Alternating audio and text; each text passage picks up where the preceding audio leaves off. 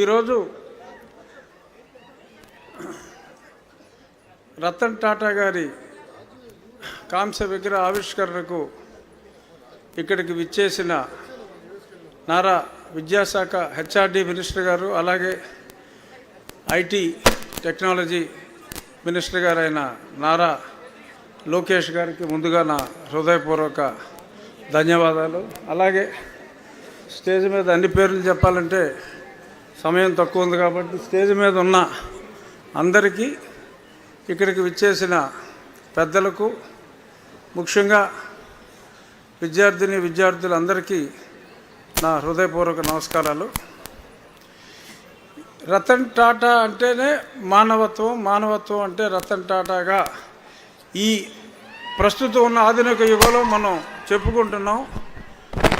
వ్యక్తిగతంగా కూడా నేను ఒక 3 సార్లు వారిని కలవటం జరిగింది.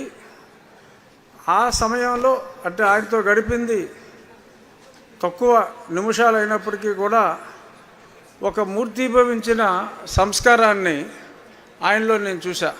ఆయన ఎంత పెద్దవాడైనప్పటికీ మరి రకరకాల అన్నీ కూడా ఆయన ట్రస్టుల పేరు మీద ఎక్కువ మానవాళి అభ్యుదయానికే ఉపయోగించారు. నేను నెంబర్ 1 ధనవంతుణ్ణి, నెంబర్ 2 ధనవంతుణ్ణి అన్న ఆ రికార్డుల జోలికి వెళ్లకుండా సంపాదించిందంతా కూడా ఆ ట్రస్టుల్లోనే పెట్టి ఎన్నో లక్షల మందికి ఉపాధి కల్పించిన మహానుభావుడు రతన్ టాటా గారు.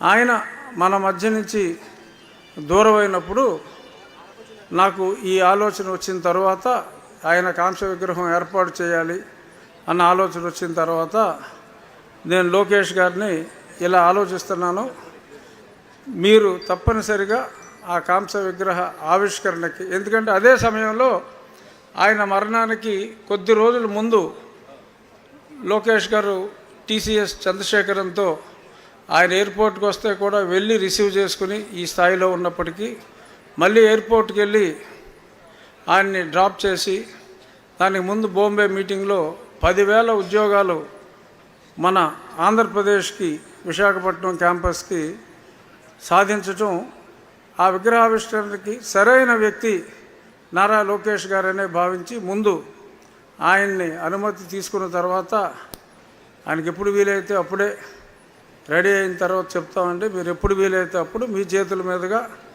ఏమాత్రం అవకాశం ఉన్నా పండుగ లోపు, ఎందుకంటే పండుగకి మాకు ఎక్కలేని జనం వచ్చేస్తారు. 6 నెలల ముందే రూమ్లన్నీ బుక్ అయిపోతాయి. మీరు చెప్పలేదు, మేము లేదు.